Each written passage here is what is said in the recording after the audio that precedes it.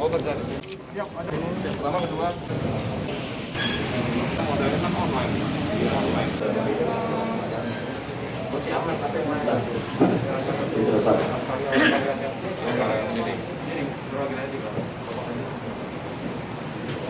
Sini. Aduh, Pak. Ada apa nih? Ada aja.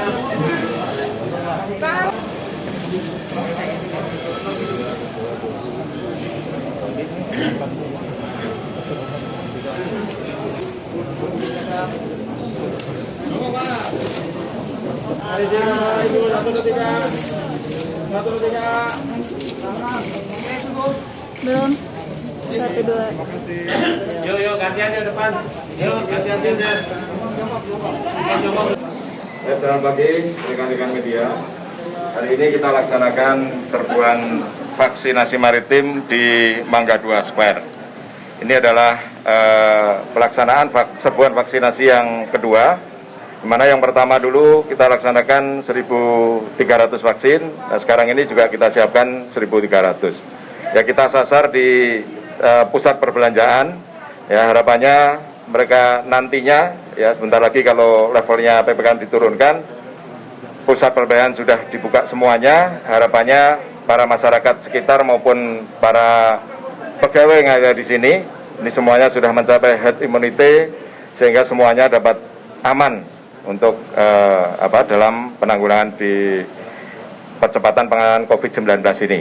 Sehingga selain dari kemarin masyarakat maritim, kemudian dari para pelajar, kemudian dari Ponpes dan semuanya, universitas semuanya, ya tidak kalah penting di sentra perbelanjaan ini. Sehingga pemulihan ekonomi dapat segera tercapai apabila di sentra-sentra ekonomi ini semuanya sehat dan segera dibuka sehingga semuanya bisa kembali lagi normal seperti biasanya. Ya, segera demikian ini bersama para yang dilaksanakan ini oleh Pus Hidrosal, di mana angkatan laut ini kita bagi-bagi semuanya. Ada yang di Ponpes, ada yang di sekolahan, ada yang di maritim dan semuanya. Nah, kebetulan ini saya tunjuk Pus Hidrosal karena yang lalu sudah melaksanakan di sini, sekarang melaksanakan lagi di sini. Ya, tentunya dari manajer, kemudian dari Puskesmas ya, bersama-sama kita melaksanakan ini dari kecamatan, dari Puskesmas, dari Polres, dari Polsek setempat. Ya, kita harus selalu bergotong royong untuk melaksanakan vaksin ini sehingga semuanya masyarakat dapat segera kita wujudkan untuk percepatan penanganan COVID sehingga pemulihan ekonomi nasional segera terwujud. Demikian mungkin yang ada yang ditanyakan. Ya, silakan. Tanya apa saja boleh. Baik, ya. Terima kasih, Pak. Boleh, tanya saja kok. Ya, tak Pak. jawab atau enggak antar saya. Ya. Enggak boleh ya, silakan. Ya. Apa? Ya, Pak, ini pertanyaan pertama mengenai servak dari TNI AL. Sudah berapa persen capaian untuk masyarakat maritim, Pak? Ya. Terutama saudara-saudara kita yang ada di 3T, terdepan, terluar, dan terisolasi. Kemudian yang kedua terkait alutsista, Pak. Iya. Ini kemarin banyak sekali Indonesia ingin pesan frigat dari Denmark, dari Jepang, dari Italia, kemudian terakhir dari Inggris. Nah, sebenarnya konsep alutsista yang mau dikembangkan oleh TNI AL arahnya kemana, Pak? Karena juga terkait tetangga kita sekarang sudah punya submarine nuklir. Jadi kita juga perlu memikirkan hal itu. Terima kasih, Pak. Terima kasih Pak, yang selama ini kita laksanakan ya sejak tanggal 23 Juni yang lalu, TNI AL telah melaksanakan serbuan vaksinasi. Ya, kemarin itu saya fokuskan untuk daerah-daerah pesisir, kemudian daerah sentra perikanan dan sebagainya, karena di kota waktu itu kan sudah dilaksanakan oleh mungkin dari TNI Polri, kemudian dari dinas kesehatan setempat. Saya arahnya waktu itu di sekitar itu. Dan sudah tercapai sampai sekarang ini 1.100.000 yang khusus pesisir aja, Pak. Karena memang pesisir ini kan tidak sepadat seperti di kota-kota. Kita laksanakan di pulau-pulau terluar, kemudian di pesisir, di kampung nelayan dan sebagainya itu. sehingga sampai saat ini sudah tercapai 1.100.000 untuk itu. Ya kemudian untuk kenapa kita memesan ataupun melalui Kemhan telah memesan kapal-kapal yang tentunya mengikuti perkembangan zaman yang sekarang. Ya.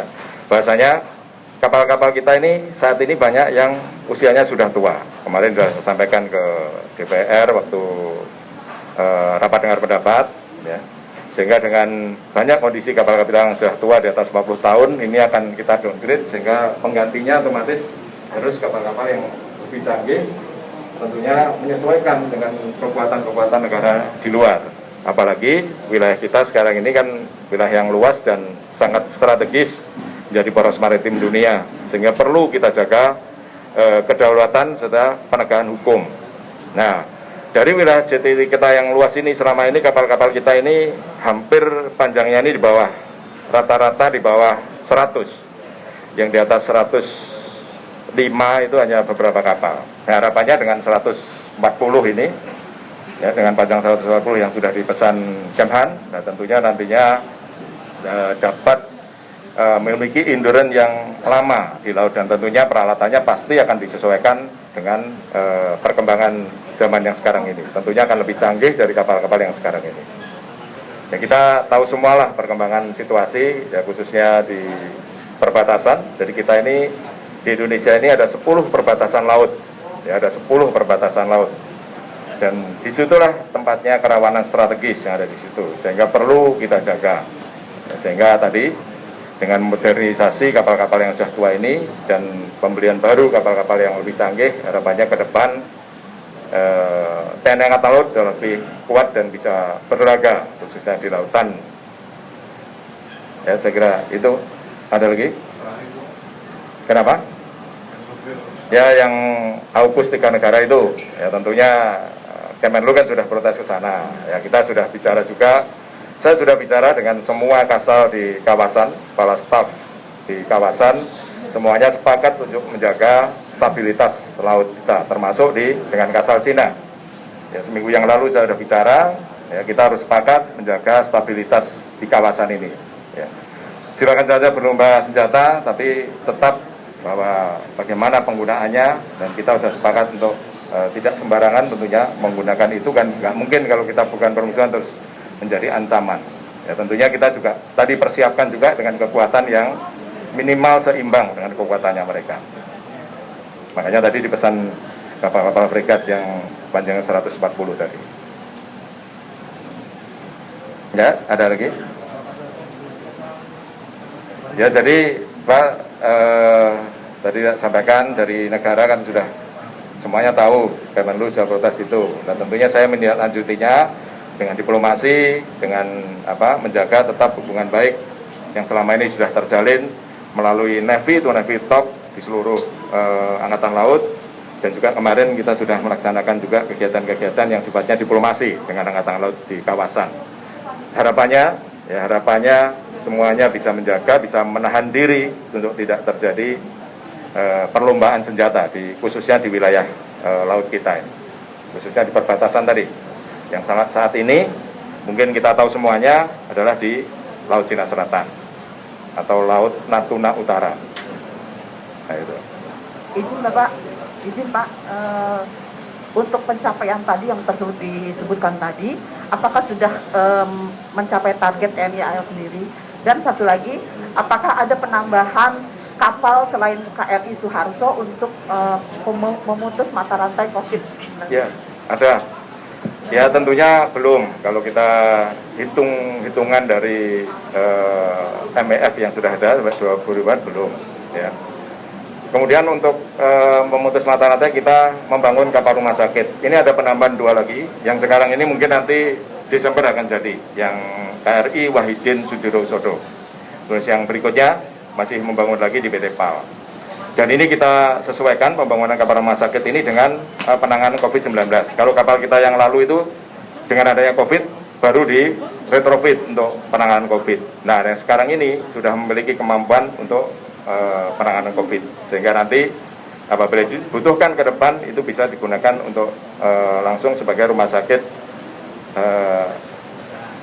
untuk isolasi terpadu ya bisa. Yang masuk oksigen juga sudah siap di situ.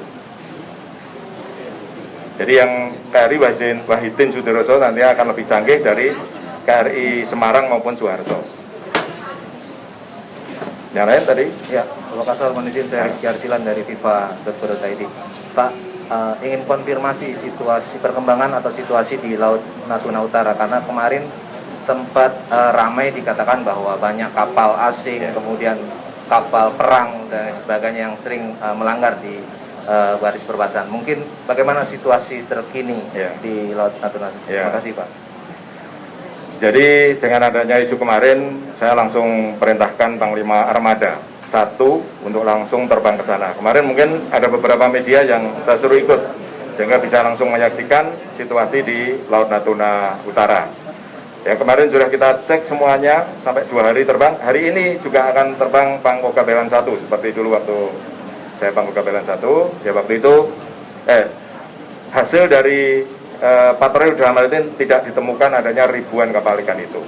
Jadi kalau di alur alur laut kepulauan Indonesia itu di Natuna ini kan merupakan alur masuk dan keluarnya itu. Nah kalau itu keluarnya dari keluar masuknya untuk ke Selat Singapura, Selat Malaka sampai Alki 1 di selatan itu. Nah kalau dihitung itu mulai barat, mulai Selat Malaka dan sebagainya, ya ada 1.000. Tapi kan kapal-kapal yang lintas damai, ya freedom navigation. Jadi kapal-kapal itu ada kapal kargo, ada kapal tanker, ada super tanker, ada kapal perang, juga ada kapal perang. Ya termasuk kemarin yang di shooting nelayan Rane, itu sebenarnya kapal perang yang melintas karena di Alki, ya bukan di Natuna. Kalau Natuna sendiri, kita sudah amankan sejak waktu itu saya Pangkoga Belan itu sudah tetapkan di situ ada operasi siaga tempur laut. Ada 4 KRI, 1 pesawat, dan 1 kapal PCM di sana. Sehingga setiap saat ada situasi yang darurat, kita bisa tahu duluan dan kita bisa antisipasi dulu. Ya, jadi saya katakan di sini bahwa kemarin juga sudah sampai Panglima Armada I sudah menyampaikan bahwa tidak ada berita tentang ribuan kapal ikan Cina di sana. Aman terkendali, ya, alhamdulillah sampai saat ini aman terkendali. KRI kita 4 KRI sekarang ini sudah beroperasi di sana. Dan saya perintahkan Panglima Armada untuk memimpin di sana untuk menjaga. Sampai saat ini di sana ada Gus Purla, gugus tempur laut di sana, dan kantornya sudah saya pindah di sana, gugus tempur laut 1 ya. Ada lagi? Gak apa-apa, biarin aja, jangan buat batasi. Wong ini saya udah siap sampai jam 12 nanti. Ayo mau tanya apa saja. Ya.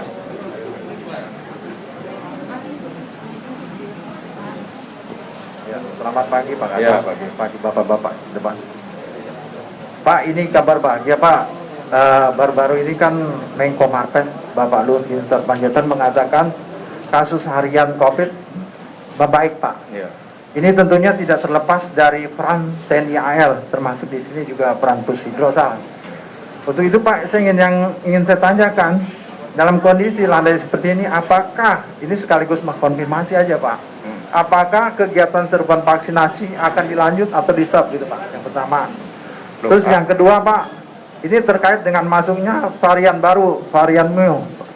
Seperti kita ketahui Pak, Bandara Juanda Surabaya kan sudah menutup Pak untuk penerbangan asing ke dalam negeri. Nah, untuk TNI AL seperti apa Pak? Apakah sudah ada antisipasi untuk hal itu gitu Pak?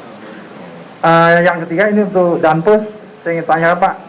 Saya minta update Pak mengenai operasi Jalan Citra, sampai sejauh mana, apakah sudah menguat tabir itu Pak yang di Laut Halmahera.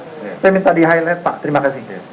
Ya tentunya dengan dengan menurut PKM kita tidak boleh lengah. Ya. Untuk program vaksin akan tetap kita lanjutkan. Ya, program vaksin akan kita lanjutkan sampai mencapai 70%. Kan syaratnya untuk menjadi level 1 kan 70%. Ya, untuk level 2 mencapai 50%. Harapannya kita mencapai 70%. Nah, di Jakarta ini kemarin sebenarnya kan sudah 100%. Ya. Tapi dari kabupaten-kabupaten pendukung yang di sekitaran Jakarta ini seperti Depok, kemudian Bekasi dan sebagainya kan belum. dan pekerjanya di sini yang masuk Jakarta ini juga dari luar semuanya. Sehingga tetap kita jalankan ini sampai betul-betul mencapai 70% untuk Jakarta ini. Ya tetap Pak, jadi untuk vaksin tetap. Ya tentunya ini bukan TNI AL saja, kita bersama-sama bergotong royong dengan Puskesmas, dengan Diskes, dengan TNI Polri, ya kita galakkan terus. Ya kita galakkan terus, ya khususnya daerah-daerah yang belum mencapai 50% tadi.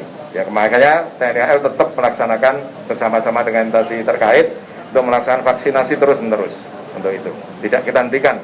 Ya nanti kalau kebijakan pemerintah hentikan baru kita hentikan. Tapi kalau kebijakan pemerintah sekarang ini masih vaksin, ya kita tetap mendukung kebijakan pemerintah.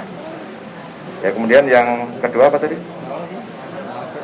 Varian baru, ya tentunya dari ini sudah menjadi kebijakan pemerintah untuk membatasi ataupun menutup semua pelabuhan termasuk pelabuhan udara tadi. Ya kita tentunya di laut, ya akan kita untuk kapal-kapal asing tentunya yang masuk di Indonesia, ya ini kita batasi juga untuk personelnya jangan sampai turun gitu. Ya, sama kayak kapal perang asing yang sekarang ini mungkin transit di pelabuhan yang aturannya biasanya mereka bisa pesiar, nah sekarang nggak boleh, tetap di kapal saja. Nanti kalau ada pengiriman bekal ya dikirim sesuai dengan protokol kesehatan. Ya dari laut khususnya kita antisipasi masuknya kapal-kapal asing yang di pelabuhan Indonesia. Jadi kita tekankan juga bersama-sama dengan KSOP, dengan pelabuhan untuk menjaga itu dan personelnya usahakan tidak boleh turun. Sehingga dia bisa betul-betul, karena ini juga menyangkut ekonomi, kalau mereka nggak boleh masuk gimana ekonominya? Karena kapal-kapal ini kan membawa kontainer maupun kapal-kapal membawa ekspor impor kan, nggak boleh berhenti. Tapi itu tadi protokol kesehatan tetap ditegakkan. Nah kita ini juga harus demikian, walaupun sudah menurun nggak boleh lengah. Ya prokes tetap kita jaga, ya khususnya masker ini jangan sampai lepas. Ya banyak negara-negara yang melepas masker ternyata naik lagi. Nah, makanya masker ini satu-satunya yang pelindung kita jangan sampai lepas. Ya gitu untuk hasil survei hidrografi nanti masih dalam pengolahan data. Nanti akan saya sampaikan ya hasilnya kemarin yang aurora yang di itu. Yang jelas secara garis besar terbukti di situ ada gunung berapi di bawah laut. Ya nanti lebih rincinya akan kita sampaikan pada masyarakat karena untuk antisipasi siapa tahu nanti tentunya akan ada survei berikutnya apakah gunung berapi ini masih aktif atau tidak. Tapi sudah ditemukan bahwa di situ ada gunung berapi. Nanti sekitar tanggal 3 Oktober baru selesai Pak. Nanti kita bersama-sama dengan tim survei yang kemarin dari kementerian lembaga maupun dari universitas bersama-sama nanti akan menyampaikan hasil dari survei tersebut. Jadi saya mohon Bapak sabar dulu. Ya, yang lain? Nggak ada pertanyaan, bukan karena diinjak kakinya sama itu orang dispen saya itu kakinya gini-gini. Ini nggak boleh. Ya. Mau tanya apa saja mau nggak jawab. Nah, ya udah ya, deal ya. Jangan sampai nanti bilang Pak Kasar ditanya enggak belum. Ya, terima kasih semuanya, terima kasih. Tentunya atas dukungan media semuanya kita dapat percepatan penanganan COVID-19 ini. Amin. Ini dananya. Kalau bapaknya itu nggak boleh masuk. Ada mau yang pakai ini Pak? Gimana kalau masih? Ini pintu kan ada.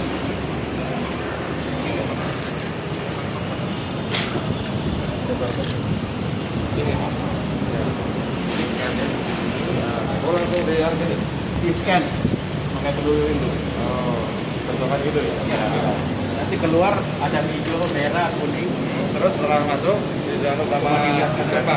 Siapa? Nggak bisa ya, jadi otomatis itu cerep pintunya buka. Tapi ada beberapa mall kalau ini pasarnya macet pakai kartu vaksin sama KTP. Iya, jadi udah di baru boleh masuk. Oh gitu. Nanti ditunjukkan ke petugasnya itu ya. Tunjukkan itu. Iya. Oh, itu harus terapkan protokol. Mas.